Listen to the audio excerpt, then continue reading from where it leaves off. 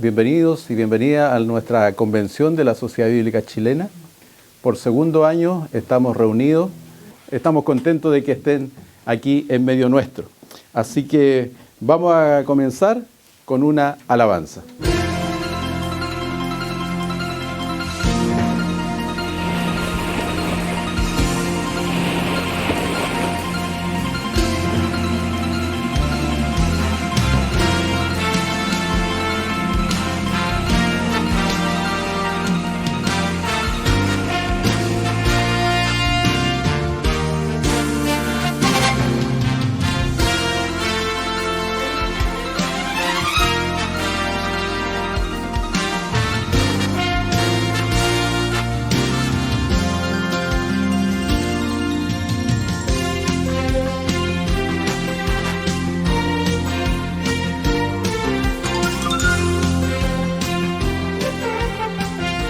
Cuando el Señor me llame a su presencia, al dulce hogar, al cielo de esplendor, le adoraré cantando la grandeza de su poder y su infinito amor.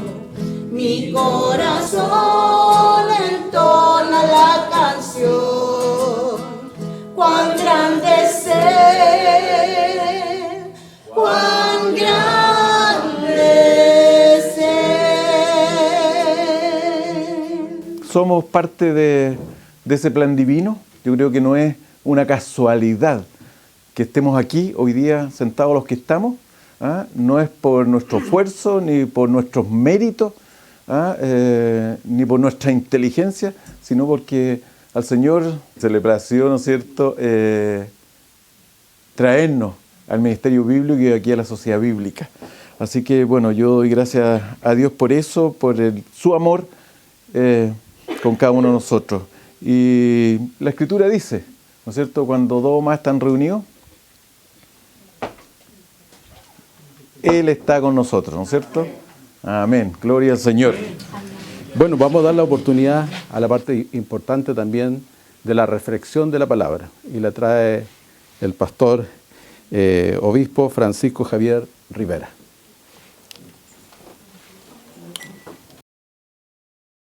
Muy buenas tardes. Ahora, hijo mío, a más de esto, sé amonestado. No hay fin de hacer muchos libros, y el mucho estudio fatiga de la carne. ¿Qué quiso decirnos a través de los siglos por venir alguien tan sabio como Salomón al prácticamente desahuciar el hecho de escribir muchos libros? Y yo pienso que en primer lugar eso ocurre el hecho de que la Biblia es el libro por excelencia. Ahora, si ustedes recuerdan la historia de Salomón, él compuso 3000 proverbios, sus cantares fueron 1005. También disertó sobre los árboles, desde el cedro del Líbano hasta el hisopo que nace en la pared. Asimismo, disertó sobre los animales, sobre las aves, sobre los reptiles y sobre los peces. Era un investigador de la antropología, de la zoología, de la botánica, de las aves, de los reptiles. Y no se ha quedado ni un solo registro de sus cátedras, que eran tan extraordinarias que venían de todas partes del mundo a escuchar. Entonces, pensando que alguien tan ilustrado como él compuso en total, si sumamos los 3 libros que aparecen en la Escritura, que son Proverbios, Cantar de los Cantares y Eclesiastés, no llega a tener unas 40 páginas, o sea, un librito chico. Entonces, ¿qué quiere decirnos? Yo, de joven, fui escritor.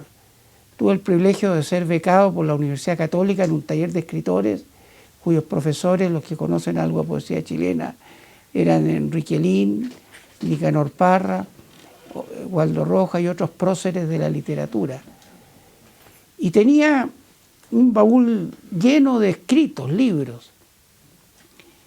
Claro, eran libros y poemas totalmente rebeldes, de búsqueda de una sociedad mejor, sin conocimiento de Cristo. Yo no me había convertido al Señor. Y cuando me convertí en la sierra peruana, viajando, leyendo la Escritura, leí por ahí en Hechos de los Apóstoles que en una oportunidad trajeron todos los libros de magia y los quemaron. Incluso los valoriza el texto sagrado, la cantidad de dinero que estaban, ¿cierto?, desechando. Y obviamente que dejé de escribir por 30 años, a lo menos. Y me empecé a escribir en el corazón de los seres humanos. Cada domingo, cada prédica, cada estudio. Llevo 50 años que me convertí y desde el primer día predicando y enseñando y escudriñando las Escrituras. Por eso que me llamó mucho la atención esta advertencia. 3 versos antes, en el 12:9, dice: y cuanto más sabio fue el predicador, tanto más enseñó sabiduría al pueblo, e hizo escuchar, e hizo escudriñar. Es decir, él se hacía escuchar la palabra y escudriñar. El verbo escudriñar es bien interesante, que aparece varias veces en la Escritura. Se trata de inquirir, investigar. Es como, la palabra es como el oro. Hay que picar la roca, sacarlo, despejarlo, interpretarlo. Escudriñar implica una tarea fatigosa de estudio y que todo cristiano debiera hacer, ¿no? Y compuso muchos proverbios. Procuró el predicador hallar palabras agradables y escribir rectamente palabras de verdad. Y agrega esto que fue mi esperanza al no escribir tantos años, unos 30 años por lo menos. Las palabras de los sabios son como aguijones y como clavos hincados son las de los maestros de las congregaciones dadas por un pastor. ¿Y por qué esta semejanza, este símil, esta metáfora? Dice que la palabra de Dios son como clavos que se hincan. Ahora bien, el clavo se diseñó hace tiempos muy remotos, pero tiene una función primaria, que es construir. Unir 2 maderas, construir una casa, en fin. Tiene una connotación positiva, claro, dolorosa también, porque los clavos horadaron las manos de Cristo, pero victoriosa porque a través de eso Él venció a la muerte y nos dio la libertad y perdonó nuestros delitos y pecados. Entonces, los clavos construyen, y recién ya después me puse a escribir varios libros que normalmente son charlas, conferencias, homilías, prédicas que uno va haciendo a lo largo del pastorado, que no he dejado estos 50 años de estar pastoreando. Y ya llevo 15 libros, y aquí los conoce nuestro hermano Francisco Villera. Incluso 3 de ellos fueron impresos acá con la asesoría del hermano Eduardo Carrillo, aquí presente. Y claro, es un legado que uno va dejando. Bueno, primero que nada saludarlos y contarles que trabajo hoy día, me acaban de bendecir, celebrar 30 años de servicio en la Sociedad Bíblica, donde he tenido la oportunidad de conocer muchos pastores, líderes, pero hay uno en especial que Dios lo trajo para acá y me tocó realizar un trabajo para él, que fueron 3 libros, de los cuales supervisé y realizamos la producción de esos libros que han sido de tanta bendición. Como anécdota, esos libros no solo los he leído yo, sino que al dejarlo ahí en mi velador, lo ha seguido leyendo mi esposa. Y yo se lo compartí a él, que son de bendición, porque él hizo muchos encuentros, muchas enseñanzas de sus viajes, de cómo se convirtió, cómo la palabra ha sido importante para él, y ver que un material, un libro, no solamente lo bendice a uno, sino que sin decirle yo a otra persona, viene otra persona y lo toma. Yo digo, hay una bendición ahí y los invito a leer todos sus libros. Yo me esmero acá que ojalá pueda la Sociedad Bíblica tener mucha más de la literatura que él tiene para bendecir a muchos lugares. Así que aprovecho de saludar al pastor, obispo. Aquí tiene un colaborador, ya no con el pelo negro como me conoció, pero sí con el mismo corazón de servir al Señor. Estaba pensando en la literatura antigua. ¿Por qué tanto proverbio? Y si ustedes van a la literatura de otras culturas, son todos proverbiales. Eso es el proverbio, el adagio, ¿cierto? Y toda la literatura antigua es muy sintética. Y después aparece el concepto de libro. Y recién en el siglo XV, en 1450, con Gutenberg, se logra la imprenta, que sabemos que el primer libro que se imprimió es la Biblia.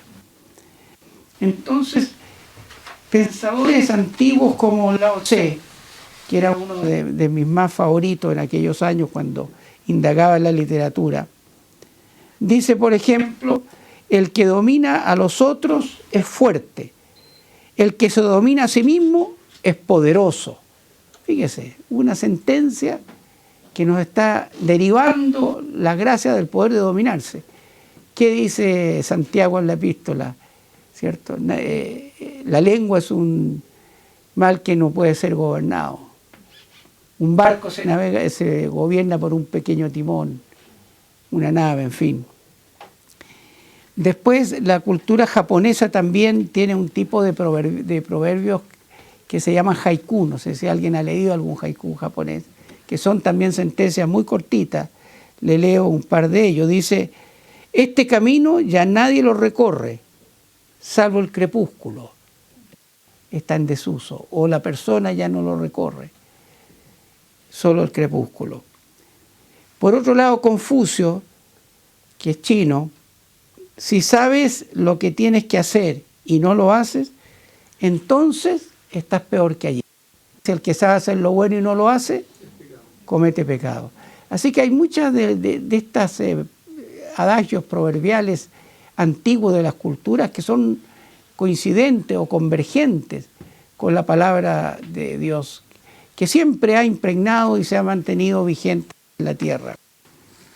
Otro texto de Confucio importante encuentro yo, porque dice, donde hay educación no hay distinción de clases.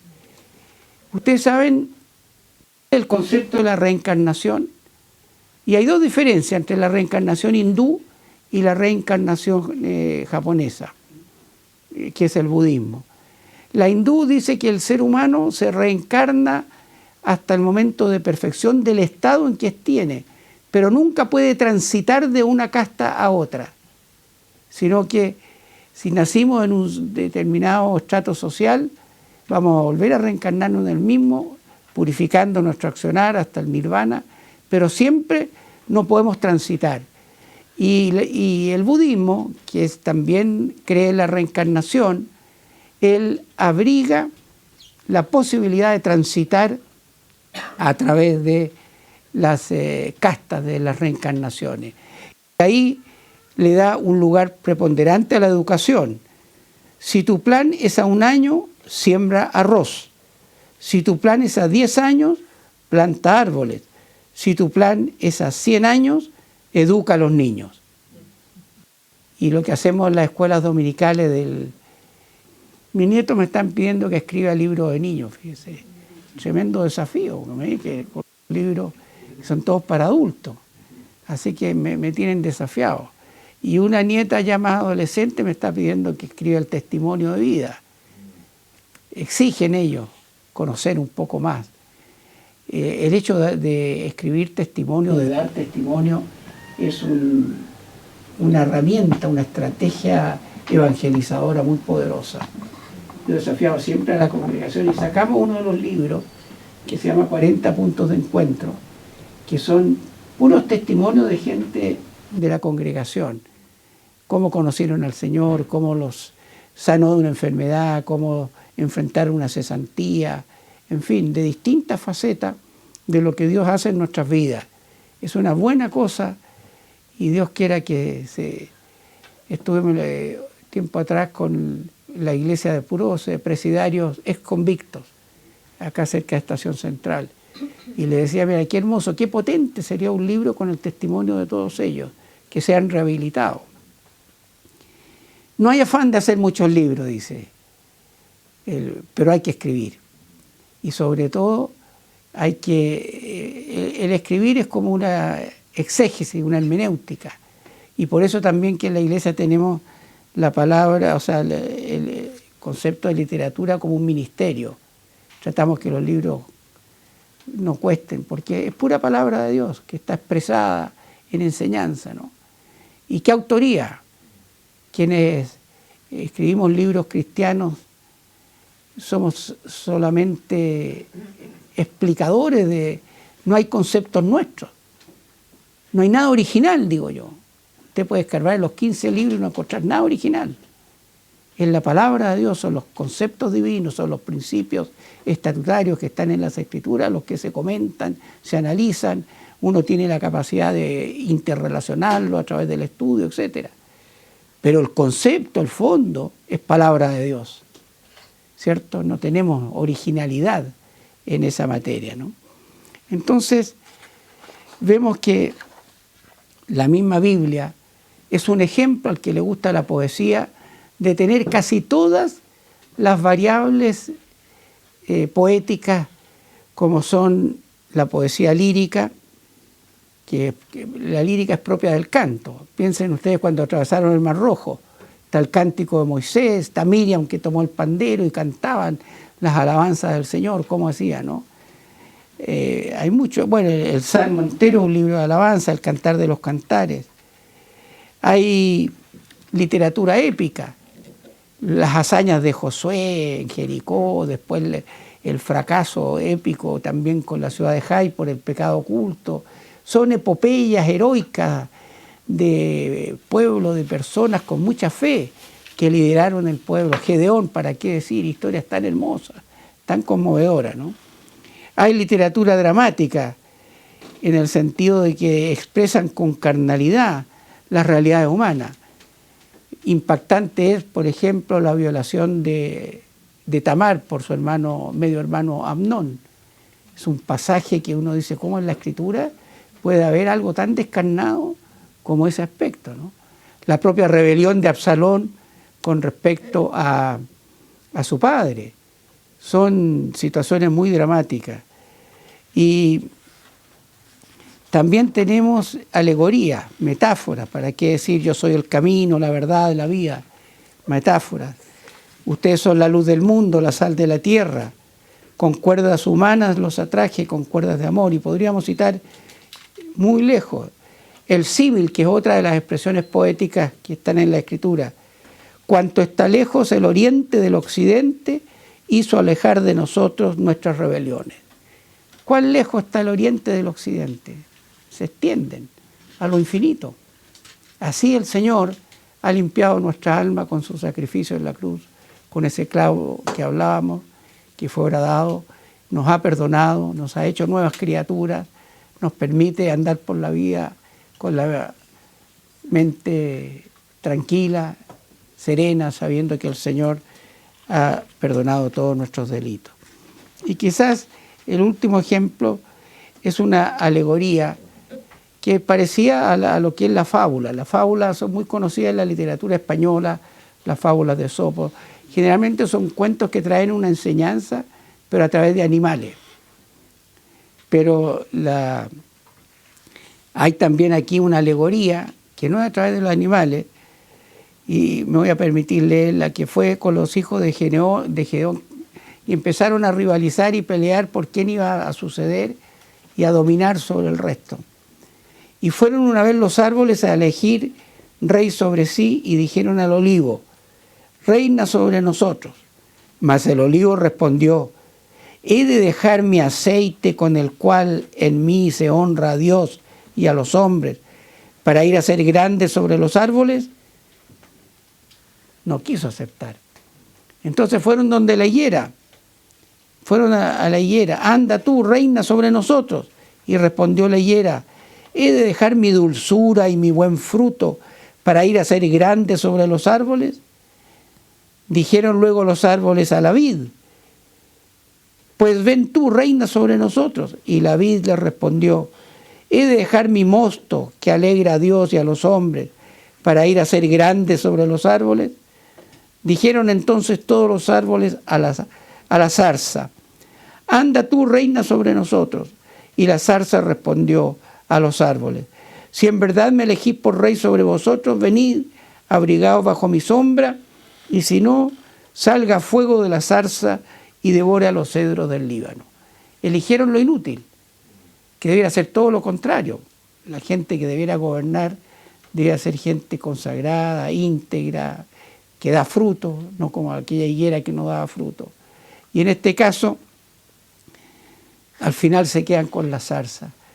Y que la zarza domina. Ustedes saben que cuesta en el campo detener la zarza y abrigarse bajo ella, y si se enoja la zarza, quema el cedro, que dice que es un árbol como las araucarias, que pueden tener 2000 años de existencia, ¿no? Entonces, no hay libro en la historia como la Biblia, ninguno. No hay escritor más extraordinario que Salomón, que compite con su padre David, porque ambos son extraordinarios. A mí lo que me conmovió en la escritura fue justamente la poesía. ¿Cómo se puede decir en palabras tan cortas, tan sencillas, verdades tan profundas, como cualquiera de estos trozos de salmos, cantares, lamentaciones de Jeremías también en general?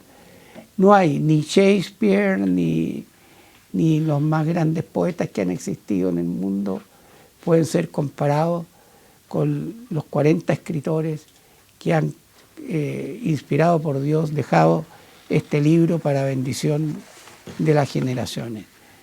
Y termino con un concepto que también en la Escritura podemos encontrar, muchos textos, no los vamos a leer todos, pero algunos solo, sobre el libro de la vida del Cordero. Tenemos un libro aquí en la tierra para desenvolvernos, pero cuando había mandado a los apóstoles a recorrer la ciudad y cuando volvieron gozosos porque los demonios se sujetaban. No es poca cosa que los demonios se sujeten, porque son tan perversos, tan malvados, dañan tanto al ser humano, así que venían felices. ¿Y qué le responde el Señor?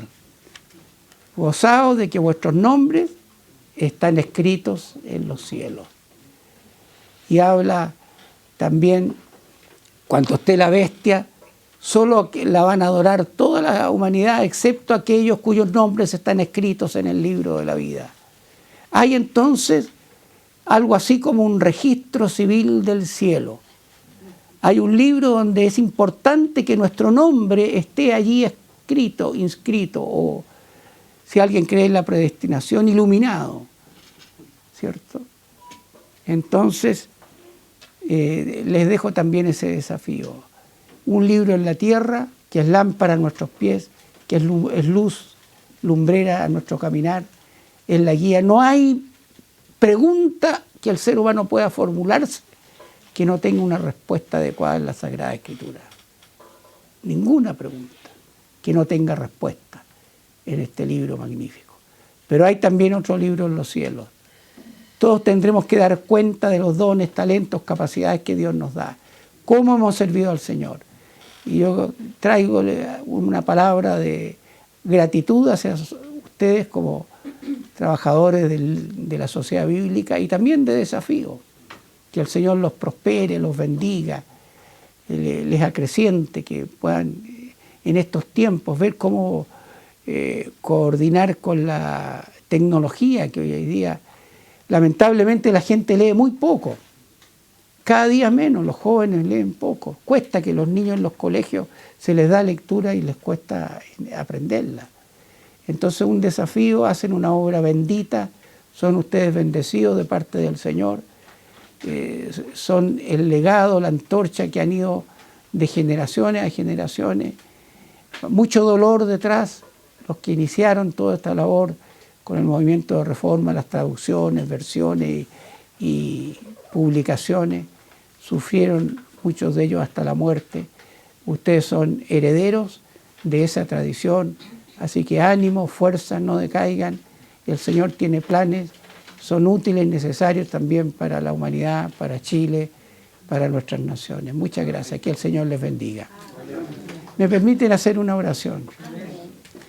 Padre Celestial, Dios Todopoderoso, aquí estamos, Señor, en la casa del libro, de tu libro. La esencia que tiene esta organización es promulgar la palabra, tratar de tenerla a cada ser humano. Así que bendícele en estos días de convención, en sus análisis, deliberaciones, proyectos de futuro, como se ha orado. Pero bendice también las vidas personales de cada uno, que tengan la certeza que su nombre está inscrito en el libro de la vida, y de lo contrario, pídale al Señor que lo llene de su Espíritu Santo, perdone toda cosa indebida en sus vidas y puedan tener la certeza de que su nombre está inscrito en el libro. Porque es cierto, porque así lo dice la Escritura, que los que no están escritos en el libro de la vida, finalmente serán parte de la muerte segunda y serán arrojados al lago de fuego y azufre. Bendice con esperanza, con gratitud, a cada persona que compone este cuerpo de libreros.